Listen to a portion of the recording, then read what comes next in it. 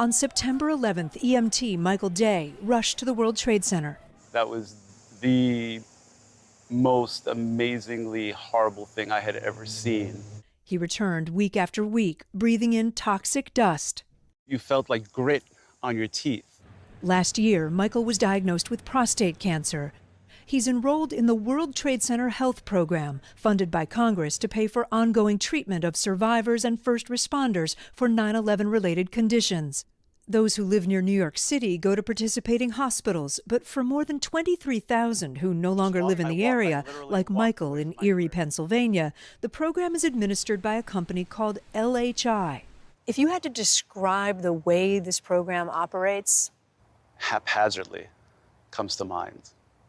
Horribly. Michael says LHI approved surgery for his cancer. Absolutely, Mr. Day will take care of everything, no worries. What happened when you got out of the hospital?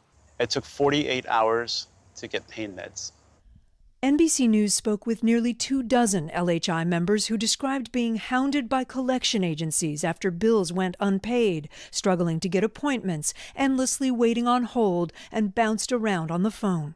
Do you have to call routinely because everything requires a phone call and approval? If I need a CAT scan, I have to get approval from them. If I need an MRI, I need approval from them. On a call we watched, Michael waited 10 minutes on hold, another 12 before getting an answer. Members tell us that's relatively quick. All right, thank you. It's frustrating. I get angry. I get mad. I get really mad. And if I'm going through this, I can't imagine how many others are in this same predicament, or worse. What is happening to 9/11 survivors who are part of this program? They are being forgotten. Their needs are being unaddressed as well as minimized. Just cram in what they need to know, get them sent off, and get to the next member. Tiffany Young, a lead case manager, and Sierra McCormick, a former case care coordinator, are 2 of 7 current and former employees of LHI we spoke with. They say delays and dysfunction have become far too common. A first-time phone call, those basic appointments are scheduling into March, April of next year. Just to get on the line with someone and find out what you might have a right to in terms of health care? Yes. What's the impact on care? Members have to choose. Am I going to wait for program coverage, or am I going to bill it to my primary health insurance, where they are then stuck with deductibles, co-pays, out-of-pocket expenses, and quite a few of our members don't even have primary health insurance. Sierra says she quit after a member had their teeth removed. It was covered through the program, and we are still, months later, looking for a provider to provide the dentures. So the member has no teeth at this point? Correct. Tiffany and Sierra say the program's bureaucracy leads some members to simply give up trying to access what was promised to them, and that LHI isn't equipped to deal with a population with significant rates of post-traumatic stress. Members are asked to relive their 9/11 experience. Did you see the buildings collapse?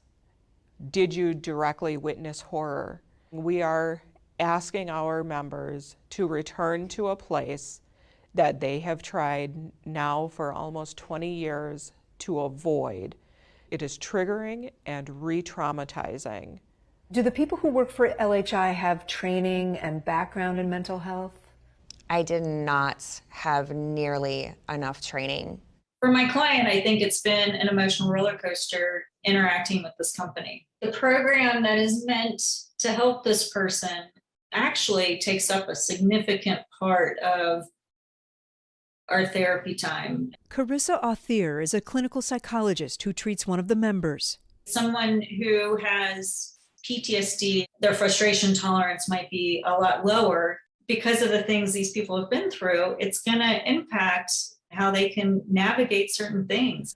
We spoke with an outraged member with post-traumatic stress who says he was told if he continued acting disruptive or abusive, he risked his care being suspended. It may result in a right-only status with case management, a suspension of care for certified health conditions. The member recorded this call. Please don't take this as a threat. The World Trade Center Health Program tells NBC News it cannot comment on specific member cases, but said it's aware of concerns and, where appropriate, is working with LHI to address them. The program also said it understands that questions about what people experience on 9/11 may be difficult for members to answer, but that asking them is required by law. LHI said it's committed to treating every individual we serve with care and compassion, and it will carefully review members' concerns, adding speedy and reliable customer service is a priority, and in August, the average speed to answer calls was under 4 minutes.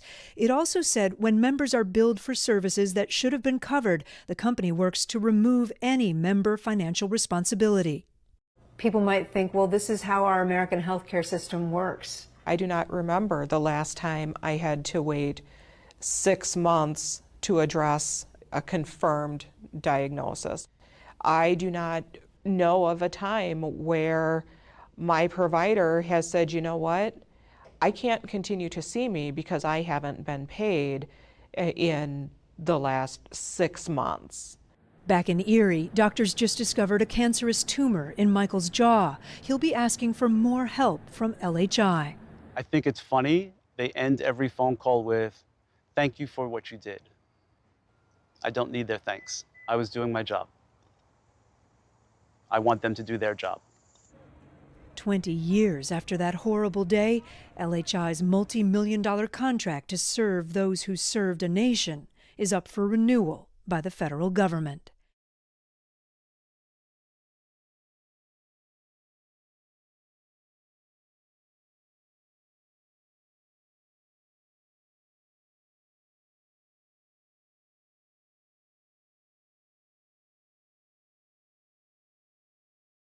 Thanks for watching our YouTube channel. Follow today's top stories and breaking news by downloading the NBC News app.